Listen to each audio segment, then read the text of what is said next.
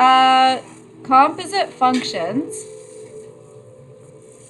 And what I've done to start off with is I've chosen right here something that we already went over last day. And that is, if you see something written like this, it's actually just the product of f of x times g of x. And the reason, we're not going to do that today, but I wanted to draw it or to write it here so we could compare it to the thing that we are going to do today, which looks so similar to it. Do you see the very subtle difference between those two? And can you see the potential of mixing those two up? That's why I figured it would be helpful if I also reviewed this or just wrote it down so you could see. And then to teach you or show you today's stuff, which is the composite function. So notice between the f and the g, it looks kind of like there's a tiny little zero. That's our notation or indication that we're doing composite functions, where we're plugging the inside function into the outer one. So now that I've pointed it out, hopefully that'll help solve that problem and you won't mix them up. And then let's dive into some examples of how this will show up.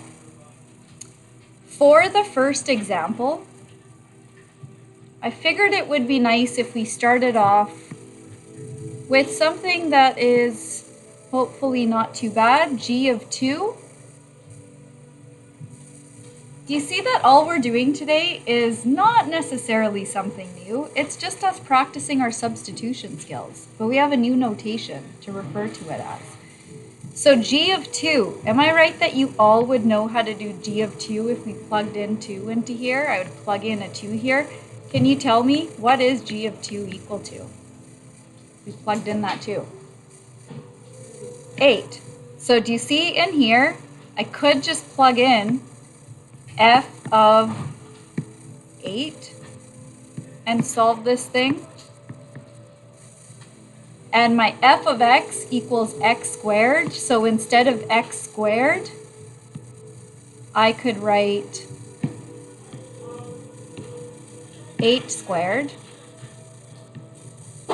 So what's g of 2? It's just equal to 64. Do you see how it's just substitution, same old substitution we've done for a few years, except we have this fancy looking notation with the little hollow circle, sphere. Okay, it's like a little 0. However you find it easiest to remember that, but so far so good. Moving on. What about if we had f of g of x? So we're doing the same type of thing, but now I don't have a value or a number there. I want to plug in g of x. Well, new question, new color. That's what I'm doing today. So if g of x equals 3x plus 2, do you see that I can just plug in f of 3x plus 2? The hardest part is keeping the color straight. Do we get that so far? Okay, so then for the next part here, what is f of 3x plus 2? Well, I would go back and look at what is f of x. It's x squared, so it's just going to be 3x, oh that's the wrong color, 3x plus 2 squared, which I'm running out of room, so I have to go horizontally. What is that? Can you FOIL that out in your head and think of what that's going to give us? 9x squared plus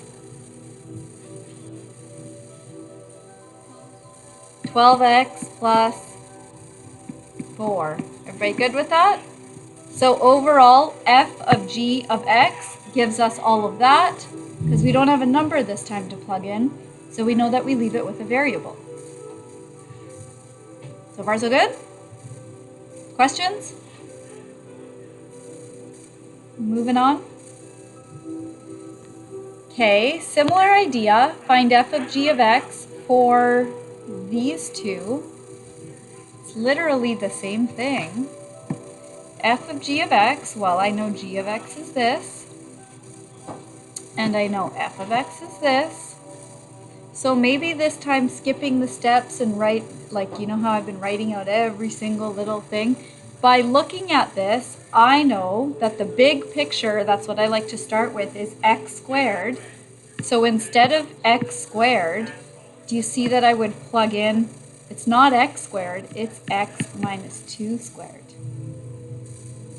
For f, oh, if I'm going to write f, I better do it in green.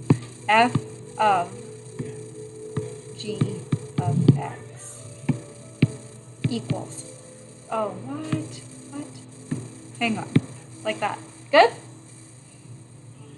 Again, we like to simplify things as much as we can. So what is that?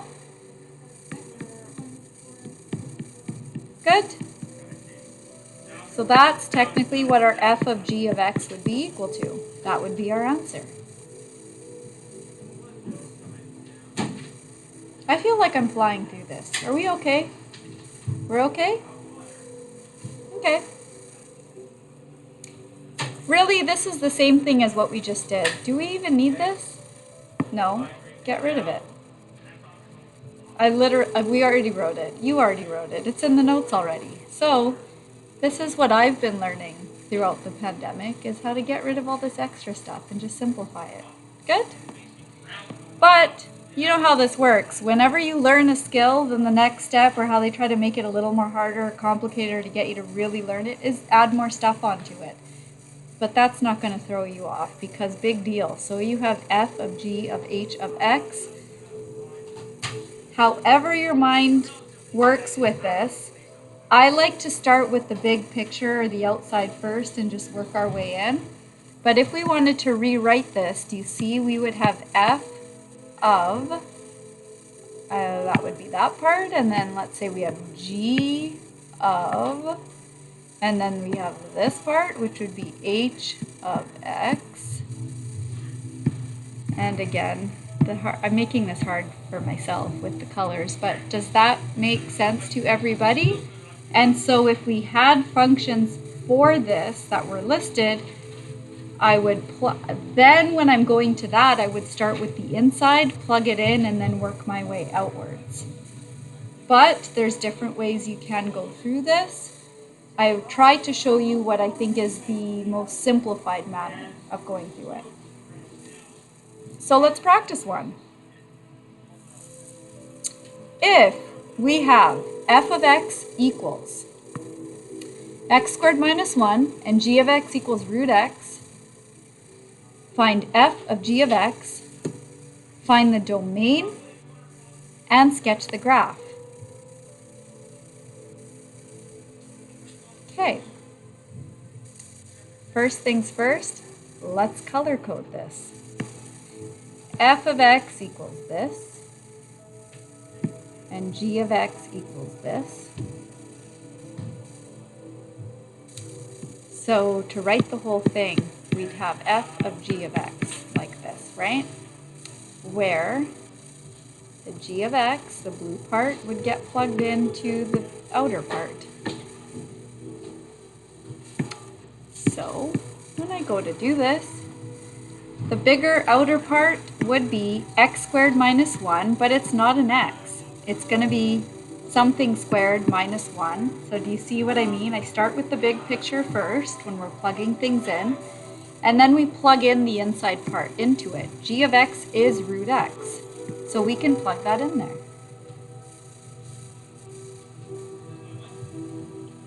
What is the square root of x squared?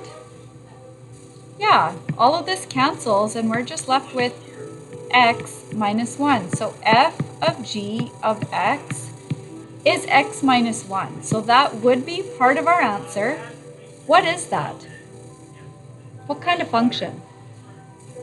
It's linear. Are there any restrictions on the domain? For a linear, I mean just the answer here, just for x minus 1, the domain would be all real numbers. Everyone agrees? But the thing is, this is a good metaphor for life.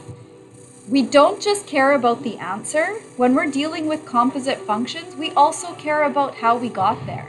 So we have to go back here. What would be the domain here? X squared minus 1. All real numbers, so no restrictions, nothing to worry about. When I get to this one, what's the domain? Bigger than or equal to 0. So I need to include that here because x has, okay, yeah, I can do this. It's just I have to do it in green. So we can do the domain would be x must be greater than or equal to 0. So then it also asked us to sketch out the graph. You know how this is my answer, this x squared minus 1? What is the y-intercept on my graph? Because it's a linear. So -1, everyone remember that? Build in a bit of review. So according to this equation, I know this -1 here is my y-intercept. That's what I've plotted. What is the slope when I look at this? +1. So I'd go up 1 over 1. So here would be my next point. Teaching you all the wrong things, but I'm lazy. We're going to just stop there and say, okay, but the domain is greater than or equal to 0, so I'm only going to draw the positive part of the graph. So it could go into the negative x values, but it's not a part of our domain because there was a restriction on one of the original functions. So I also include that restriction on my final function. So you look for the most restrictive, if that makes sense. When you analyze what we started with, what we ended up with, we consider all restrictions and we go for the most restrictive. Sometimes when you do these questions, there's overlap in the questions. Like one of the functions might say x must be greater than or equal to 2. Another one might say x must be greater than or equal to 0. Which one would I pick? Greater than or equal to 2 because it's the most restrictive. Good? Other questions, or is that good so far? So far so good? How about, and then here's the other thing. So far we've just had like linear and quadratic, but now we have other stuff going on here. We have two rational functions. Honestly, a lot of what we do all year is just simple. It's organizational skills. That's what it is. Math is a lot of organization. I feel like if you can keep things organized, it's half the battle. So, this is f of x, and this is g of x.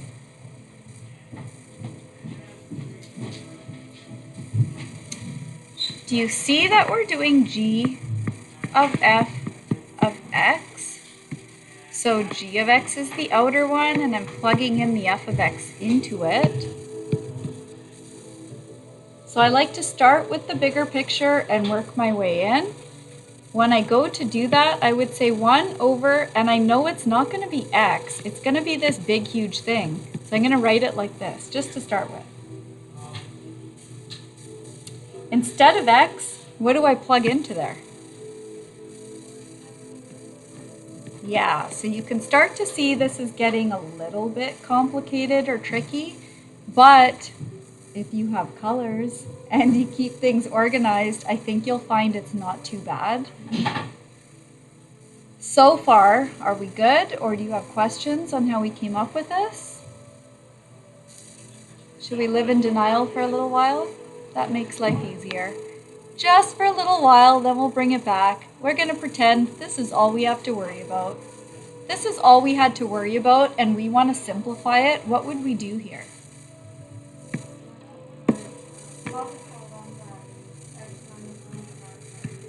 Perfect. Multiply by x minus 1 over x minus 1 because we need to get the same denominator. The key to this is getting a common denominator. So when we do that, let's rewrite it here. Do you see that we would get, well, 1 times x and 1 times blah, blah, blah. What are we going to get at the top? I know at the bottom we're going to have x minus 1. What's the top going to be? Sorry? We're going to have x plus x minus 1. 2x minus 1. See what I mean with the organizational stuff? There's stuff to keep track of. But this one, basically, we could just get rid of, right? We're just multiplying by that. Good with how we got that so far? Okay, then we were living a little bit in denial. We have to make sure that we got that it's actually 1 over that, right? When we plug this in and look at the big picture. So, although I don't really need brackets, it's like I'm dividing by this complex fraction. 1 divided by a big, huge fraction. What do we do with the fraction to divide by it? Flip it and take the reciprocal, right? So it's like 1 times this thing flipped. So what do we end up with? X minus 1 over 2x minus 1. Okay, let's go really big picture, bring everything back again. G of f of x equals x minus 1 over 2x minus 1. What is the restriction on f of x?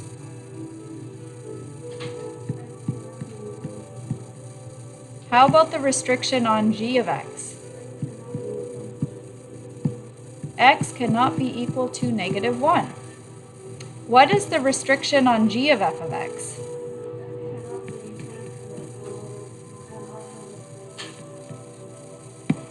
Yeah, so we've got to look at that, that, and that. Do they all count? So for my answer, I'm going to say x cannot be plus or minus 1 as well, and then that would be my answer. Good? Are you enjoying this? Good? So then we might as well go backwards. Decomposing a composite function or working backwards. So,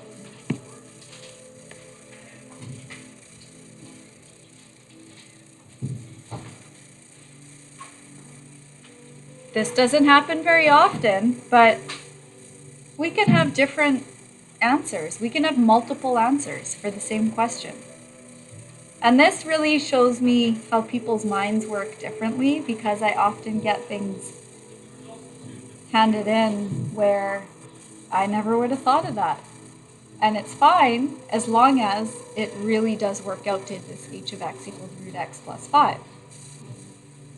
So there's different ways we can approach this, but basically this time it's like we're given the answer and we're working backwards to come up with what could have created that.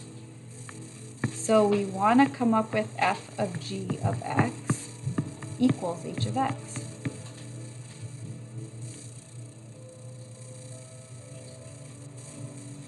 Here's my suggestion. We look at the h of x and start with big picture perspective. Start with a big picture perspective, I should say. So what type of function is this when you look at it from the outside looking in? You know how you could have linear, parabola, rational, radical, absolute value? Like, what is this? Radical. In its most basic form, that's what I want f of x to be. I want that to be in its most basic form. What could I call f of x? We could call it root x. Everybody get what's going on there? It's like we took away all the complicated stuff and just simplified it. So we're saying big picture thinking, this is a radical or a root function. We're just going to call it root x. Then we think if that's the case, then what are we going to plug into it as our g of x to end up with this h of x as the end result? It must be x plus 5. Do you see how we're doing the opposite of what we just learned how to do a few moments ago? Questions about that? It's clear? We're good with that? Okay, so let's do one where there's a little bit more going on again. So let's do this one. H of x equals 1 over cube root x plus 3.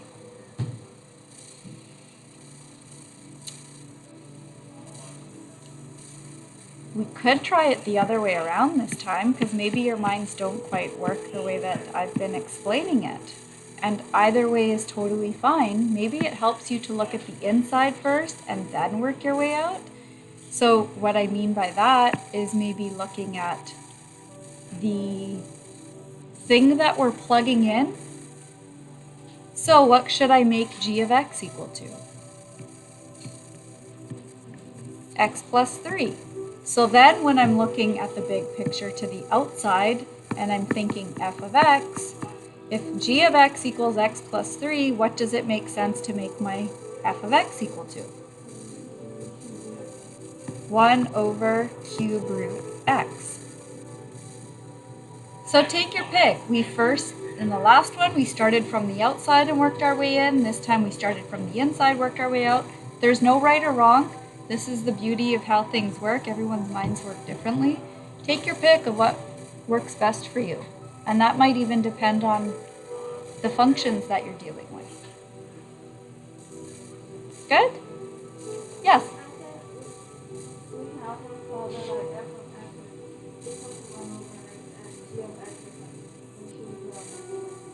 Oh, good. Yes, you can. So we could also strip this down to make it f of x is 1 over x, and g of x is cube root of x plus 3. Excellent. Thank you.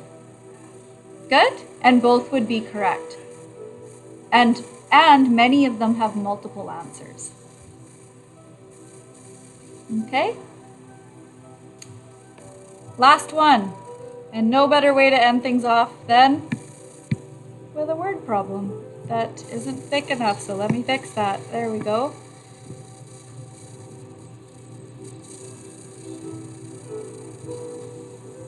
Let's get rid of that. I don't think we need that. The radius in feet after t minutes, that's my t, you're going to have to get used to it, is given by r equals root t. Express the volume of the balloon as a function of time if you know that v equals 4/3 pi r cubed. So really, in the first one, we're just converting this into function notation based on the information that we're given.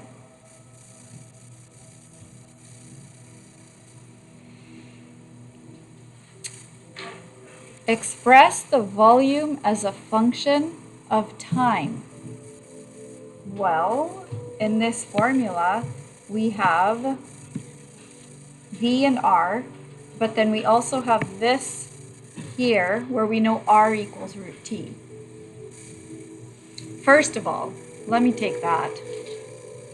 How do I rewrite r equals root t in function notation? Instead of equals root t, instead of r equals root t, how do I rewrite that r to make it function notation? What does r depend on, or what do I plug in to get an answer for r? T.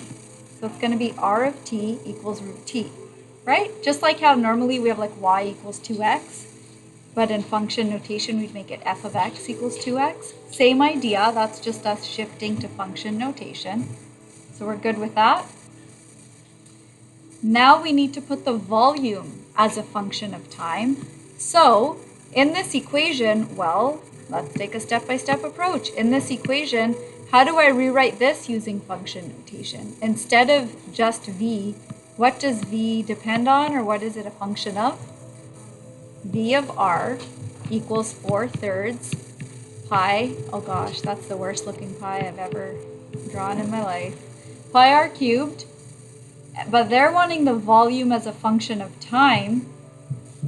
So how can I even take this a step further? What's it going to be? V of r of t equals, and what is the best way for me to say this, or what do I do here? 4/3 pi, pardon? R squared r? Yeah, instead of r, basically what can I plug in instead of r? root, oh, I need to do purple. Root t cubed. Good?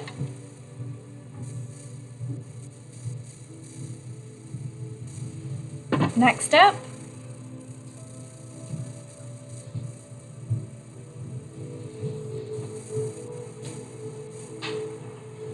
Well, what do we do?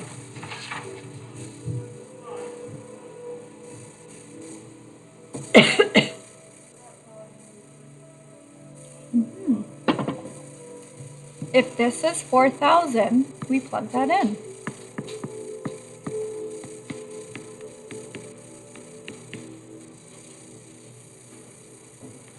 You see, I could say t to the 3 over 2.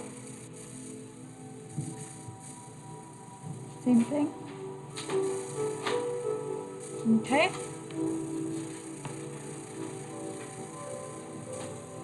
I can take all of this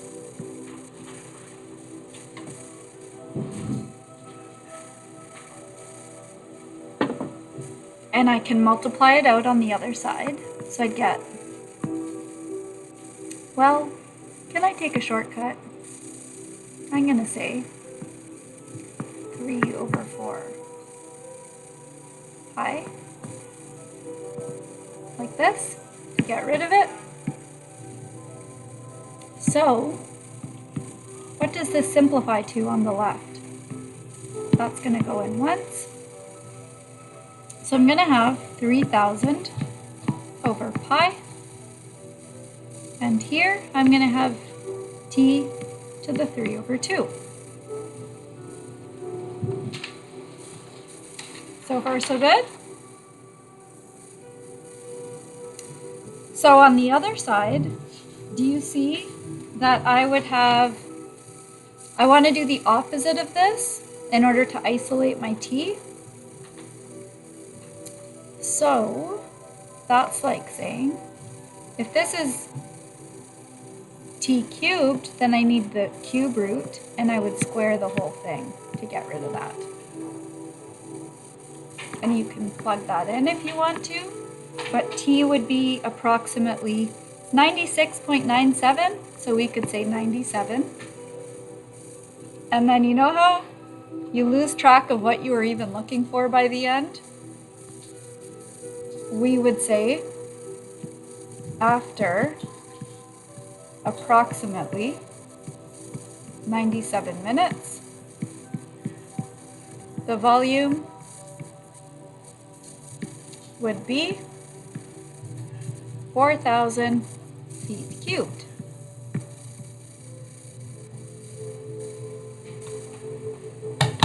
That was easy.